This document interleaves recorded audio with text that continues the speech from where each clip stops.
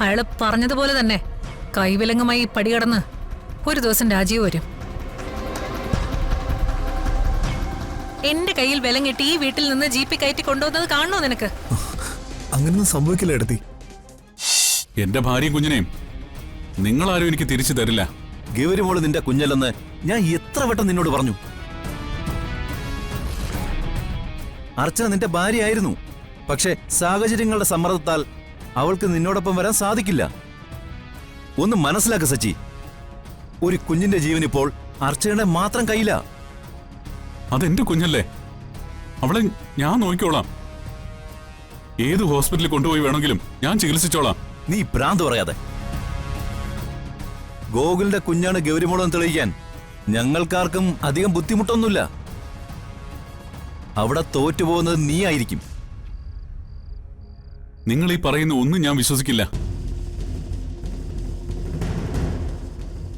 Advocate Gokul Raj ഒരു മാന്യനാണെന്ന് ഞാൻ വിചാരിച്ചിരുന്നു. പക്ഷെ ഇപ്പൊ എനിക്ക് മനസ്സിലായി അയാൾ ഒരു ചതിയനും വൃത്തികെട്ടവനുമാണെന്ന്. മറ്റൊരാളുടെ ഭാര്യയെ സ്വന്തം ഭാര്യയാണെന്ന് പറഞ്ഞു നടക്കാൻ ഒരു നാണോ ഇല്ലാത്തവൻ.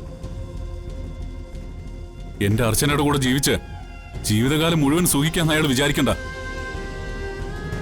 അവൾക്ക് ഓർമ്മ തിരിച്ചു കിട്ടുന്നതുവരെ കാത്തിരിക്കാനും ഇനി ഞാൻ തയ്യാറല്ല. എന്ത് ചെയ്തിട്ടായാലും അയാളുടെ പിടിയിന്ന് അർച്ചനയെ ഞാൻ രക്ഷിച്ചിരിക്കും. ഈ കുഴപ്പമെല്ലാം ഉണ്ടാക്കിയ നീ തന്നെയാ. എന്നിട്ടിപ്പം കോടതി കയറി ഇറങ്ങി ഭാര്യയെ നേടിയെടുക്കാൻ നടക്കുന്നു. അർച്ചനയ്ക്ക് ബോധം തിരിച്ചു കിട്ടിയാലും ഇല്ലെങ്കിലും ഗൗരിമോളുടെ ആരോഗ്യം പഴയതുപോലെ ആയിക്കഴിഞ്ഞാൽ അവളെ തിരിച്ചു തരാമെന്ന് ഞങ്ങൾ പറഞ്ഞതല്ലേ. അപ്പം നിനക്ക് വാശി. ഇനിയിപ്പം കാര്യങ്ങൾ കോടതി തീരുമാനിക്കട്ടെ. നിയമം എല്ലാവർക്കും ഒരുപോലെയാ സാറേ. എന്റെ കുടുംബത്തിന്റെ അമ്മയുടെയൊന്നും അവസ്ഥ നിങ്ങൾക്കാർക്കും അറിയില്ല. ഭ്രാന്ത് പിടിച്ച ജീവിതമാ ഇപ്പൊ ഞങ്ങളുടേത്. നഷ്ടപ്പെട്ടത് എനിക്കും എന്റെ അമ്മയ്ക്കും ഞങ്ങളുടെ കുടുംബത്തിനുമാ. അത് ഞങ്ങൾക്ക് തിരിച്ചു കിട്ടിയേ പറ്റൂ. ഇനി നിങ്ങളുടെ ആരുടെ മുമ്പില് യാചകവേഷം കെട്ടി ഞാൻ വരില്ല. പകരം കോടതിയുടെ മുമ്പില് നിങ്ങളെ എല്ലാവരെയും ഞാൻ വരുത്തും.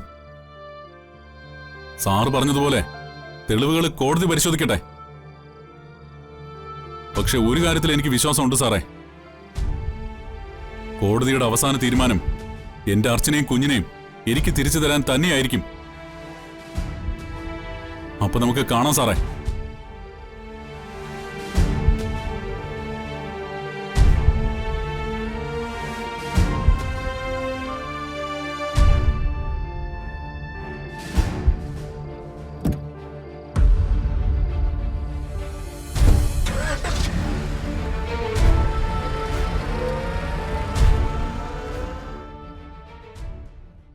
എടുത്തി, ഞാൻ മിണ്ടി പോരുത്. ഒരിക്കൽ നീ കാണിച്ച തെറ്റിന് മാപ്പ് തന്ന് നിന്നെ ഞാൻ വീണ്ടും കൂടെ കൂട്ടിയത് ഇതിനു വേണ്ടിയായിരുന്നോ? നിന്റെ കള്ളൂടി കാരണം എല്ലാം പൊളിഞ്ഞു. എന്റെ എല്ലാ കണക്കൂട്ടലുകളും തെറ്റി. എത്ര ഈസി ആയിട്ടാ ആ രാജീവ് സുഗതൻ മേനോനെ രക്ഷിച്ചോണ്ട് പോയത്. ഇനി നിനക്ക് എന്നോട് എന്താ പറയാനുള്ളത്? എടുത്തി, അത് മനഃപൂർവ്വം സംഭവിച്ചതല്ല. മനഃപൂർവ്വം ആണെങ്കിലും അല്ലെങ്കിലും അയാള് നമ്മുടെ കയ്യിൽ നിന്ന് ചാടിപ്പോയില്ലേ?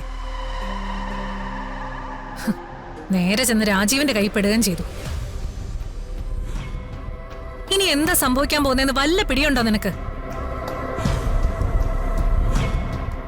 കോടതിയില് രാജീവ് എനിക്കെതിരെ സുഗതൻ മേനോനെ കൊണ്ട് നിർത്തും. സാക്ഷികളെ ഓരോന്നോരോന്നായി നിർത്തും.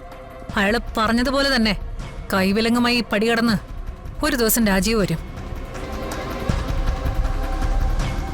എന്റെ കയ്യിൽ വിലങ്ങിട്ട് ഈ വീട്ടിൽ നിന്ന് ജീപ്പി കയറ്റി കൊണ്ടുവന്നത് കാണണോ നിനക്ക്? അങ്ങനൊന്നും സംഭവിക്കില്ല എടുത്തി. സുഗതൻ മേനോൻ എവിടെയായാലും അയാളെ കണ്ടുപിടിച്ച് ഞാൻ തീർത്തിരിക്കും. ഇനിയേ ഒരക്ഷരം മിണ്ടിപ്പോരുത്. അല്ല, അവനെവിടെ ആ മൂർത്തി? അറിയില്ല, അന്നേരം രക്ഷപ്പെട്ടു പോയതാ. എവിടെയാണെങ്കിലും മൂർത്തിയെ കണ്ടുപിടിച്ച് എന്റെ മുന്നിൽ കൊണ്ടുവരണം. മനസ്സിലായോ? പോയിക്കോ.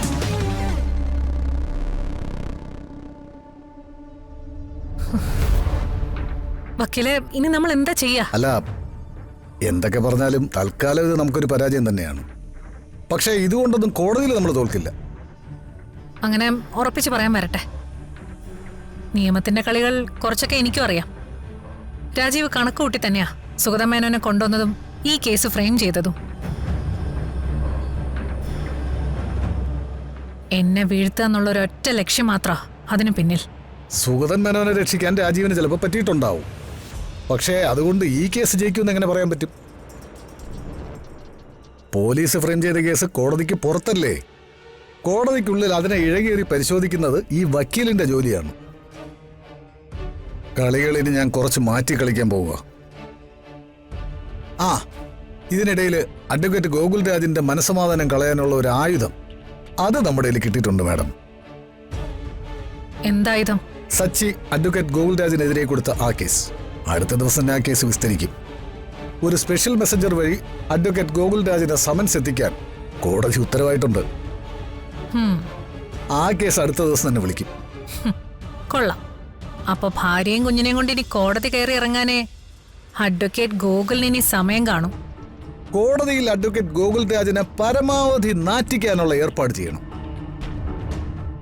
അപമാന ഭാരത്താൽ തല ഉയർത്തി കോടതിയിൽ നിൽക്കാൻ അയാൾക്ക് കഴിയരുത്. എങ്ങനെ കഴിയും? ഏതോ ഒരുത്തന്റെ ഭാര്യയും കുഞ്ഞിനെയും സ്വന്തം ഭാര്യയുടെ പേരിൽ ഇത്രയും കാലം ഒളിവിൽ താമസിപ്പിച്ച ആളല്ലേ? അല്ലാതെ അയാൾ പുണ്യാളനൊന്നും അല്ലല്ലോ. അതെ, നിയമത്തിന് മുന്നിൽ അയാൾ ചെയ്തിരിക്കുന്നത് വലിയൊരു കുറ്റം തന്നെയാണ്. അയാളെപ്പോലെ എല്ലാവരാലും ആദരിക്കപ്പെടുന്ന ഒരു പബ്ലിക് പ്രോസിക്യൂട്ടർ ഇതുപോലൊരു ക്രൈം ചെയ്തതിന് കോടതിയിൽ കയറി നിൽക്കേണ്ടി വന്നാൽ അതിനേക്കാൾ വലിയൊരു അപമാനം അയാൾക്കിനി വരാനില്ല. മതി, അത്രയും മതി. ബാക്കി ഞാൻ ഏറ്റു. ചാനലുകാരെയും വെച്ച് അയാളെ നാറ്റിക്കുന്ന കാര്യം ഞാൻ ഏറ്റു. തല ഉയർത്തി നടക്കാൻ പറ്റാത്ത വിധം അപമാനിക്കപ്പെട്ടാൽ പിന്നെ പബ്ലിക് പ്രോസിക്യൂട്ടറുടെ ജോലി രാജിവെച്ച് അയാൾ പൊയ്ക്കോളും. അത് തന്നെയാണ് ഞാനും പറഞ്ഞു വന്നത്. അയാൾ ജോലി റിസൈൻ ചെയ്ത് പോണം. അതിനുള്ള ഏറ്റവും നല്ല വഴിയാണ് ഈ കേസ്. അനിരുദ്ധൻ കേസിൽ അയാൾ എനിക്ക് മുന്നിൽ എത്തുമ്പോൾ ആ കേസും ഇതും എല്ലാം കൂടി കൂട്ടിക്കുഴച്ച് ഞാൻ അയാളെ പരമാവധി ചവിട്ടി താഴ്ത്തും. അത് തുടക്കം മാത്രമാക്കിയില്ലേ?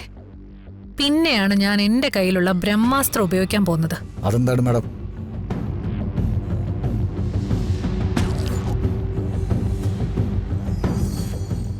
ഗോകുലിന്റെ കുടുംബം, അതാ എന്റെ അടുത്ത ലക്ഷ്യം.